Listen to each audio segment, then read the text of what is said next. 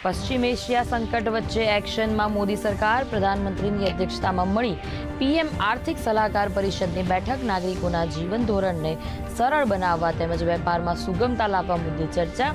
વિકાસની તેજ ગતિ યથાવત રાખવા પર ભાર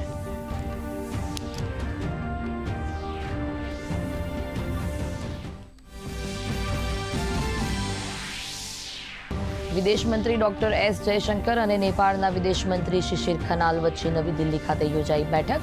બંને દેશો વચ્ચે વેપાર ઉર્જા સંપર્ક જનસંપર્ક મજબૂત બનાવવા મુદ્દે વાર્તાલાપ જયશંકરે કહ્યું બંને દેશો વચ્ચેના સંબંધોને નવી દિશા આપવાનો અવસર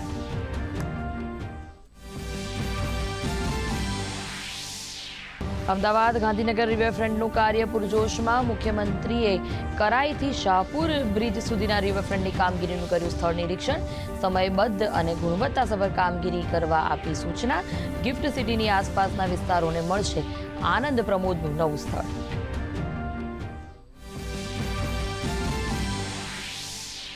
બનાસકાંઠાના અંબાજી નજીક રીંછડી તળાવમાં ડૂબી જવાથી 3 બાળકોના મોત મૃતક બાળકોમાં 2 સગા ભાઈ હોવાનું આવ્યું સામે ઘટનાથી સમગ્ર વિસ્તારમાં શોકનો માહોલ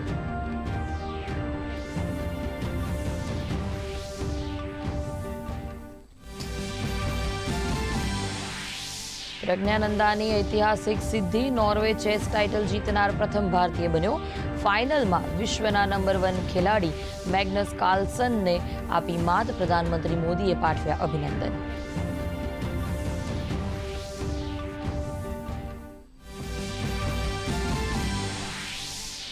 અફઘાનિસ્તાન અને ભારત વચ્ચેની ટેસ્ટ મેચનો પ્રથમ દિવસ સમાપ્ત કેએલ રાહુલ અને શુભમન ગિલે ફટકારી સદી ભારતે પ્રથમ દાવમાં 3 વિકેટના નુકસાને નોંધાવ્યા 368 રન